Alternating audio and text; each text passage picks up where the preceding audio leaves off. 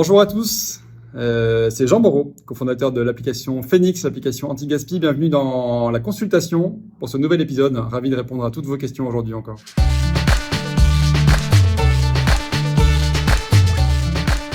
Moi, je fais partie des gens qui pensent que c'est bien de se payer tout de suite. Je considère qu'il faut sortir du misérabilisme de l'entrepreneur qui se paye pas, qui se met à risque, qui bosse nuit et jour, soir et week-end, et qui met parfois son patrimoine dans la balance. Donc voilà, faut pas aller un cran trop loin, faut se respecter. Et donc se servir un salaire, c'est normal.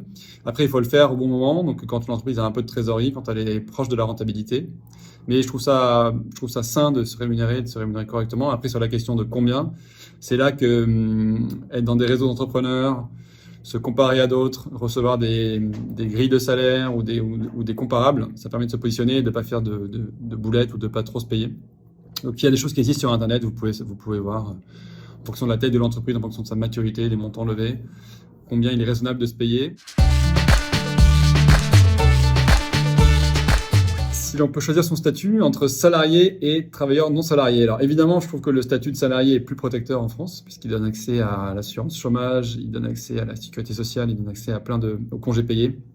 Donc le statut de travailleur non salarié, il est évidemment plus précaire, plus risqué. Après, ce que j'ai fait moi, ce qui existe, c'est qu'il y a des assurances d'ordre privé qui peuvent répliquer ces systèmes-là. Il y a des assurances qu'on appelle des GSC, des garanties, qui permettent de répliquer le modèle de Pôle emploi, qui permet de contracter une assurance en cas de perte d'emploi, que ce soit un licenciement, une liquidation. Mais il faut le faire, pareil, ça fait partie des choses qui permettent de travailler en confort. Donc moi, si j'avais à choisir, je dirais format salarié, ou alors TNS, travailleur non salarié, mais avec les filets de sécurité que je viens d'évoquer et qui sont bons à prendre.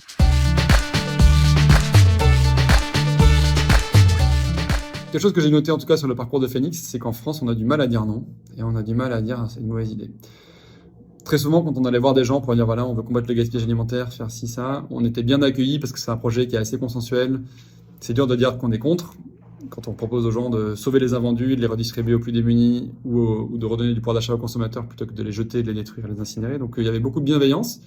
Parfois au risque qu'on ne dise jamais, qu'on n'ose pas nous dire mauvaise idée ou je ne serai pas acheteur ou comptez pas sur moi. Et je trouve que c'est mieux d'avoir un non franc et massif plutôt qu'un prospect qui vous balade sur 6, 8, 9, 12 mois de rendez-vous en rendez-vous, parce que vous finissez par y croire, vous le mettez dans votre budget, dans votre plan comptable, et en fait, ça ne se matérialise jamais. Donc, tout ça pour dire que pour tester vos idées, il faut mieux aller voir des amis, la famille en qui vous avez confiance, et qui oseront vous dire quand vous faites fausse route, parce que sinon, il y a une forme de politesse dans le monde professionnel qui fait qu'on n'a pas toujours les vraies réponses à nos questions.